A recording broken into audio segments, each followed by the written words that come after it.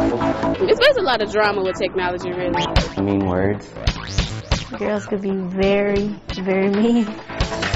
Girls will tell their guys about having a good weekend or something like that, and the guys will show their friends, and then everybody will know.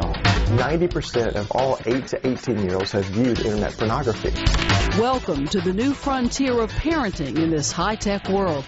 It can be a wild ride. You're exposed to all types of stuff on the internet. This is a world where texting tops talking, and teens use these mini computers to connect with their friends and the world beyond. What scares me the most is that there are no boundaries for the telephone or the texting or the Facebook, whatever. I get my first text message around 6. 16-year-old Cody Foreman would much rather text than talk. It's easier to talk to people. Parents aren't around for every message, so you have to hope your child's doing and texting the right thing. When we were kids, we would talk on the phone maybe for hours at a time, but our parents could walk by and get a sense of the conversation, a tone of the conversation, who we were talking to, get a feel for that, and maybe put on appropriate boundaries there. But texting is much more impersonal, and a textversation can quickly get out of hand. You're not eye to eye with them, so you can say weirder stuff. There are bad pictures of like people naked or something like that, and they send it around, and a lot of people end up getting that picture, and rumors start. It just starts a whole lot of drama. So what's a parent to do? Oh, that was her page. Yeah. Okay. First, you need to start talking.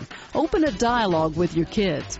Brian Hausman wrote the book on engaging your teen's world, and he says you have to let your kids know that you're on their side. If someone sends you something that's inappropriate, I want you to trust me that I'm not here to get angry at you. I'm not going to be disappointed in you. I really want to help you to know how to handle this. Now, I thought I was a bomb when I first got this. Sheila Guy Woods remembers the days of the big clunky phones. No text, no internet. So who's this little boy down there? But she's quickly learning that when it comes to protecting her 9th grade daughter, talk is cheap and action is everything. That's what parents have to do. They have to monitor. They just don't give their children all of this stuff and, and expect them to just not, do things. Experts say if you aren't looking over their shoulder, you've already lost control. Chances are there's a lot of you parents out there that your daughter has already been a victim of cyber harassment. Someone has taken an inappropriate picture of her or sent some kind of a inappropriate message about your daughter to someone else. Social media like Facebook is the new bathroom wall where mean girls and boys use posts to spread rumors.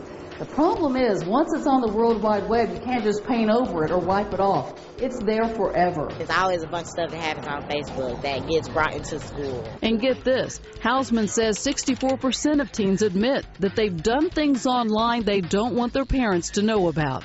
And he says they actually want you to set boundaries. Go through their phones. Most teenagers say that the time that they struggle the most with technology is when they're alone. So it's up to you. Sit down with your teen at least once a week.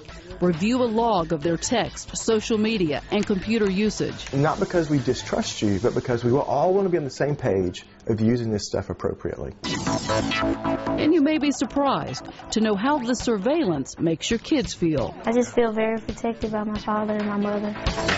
And you'll feel better knowing that you've taken the first steps to protect your children from cyber bullies. Valerie Calhoun, Fox 13 News.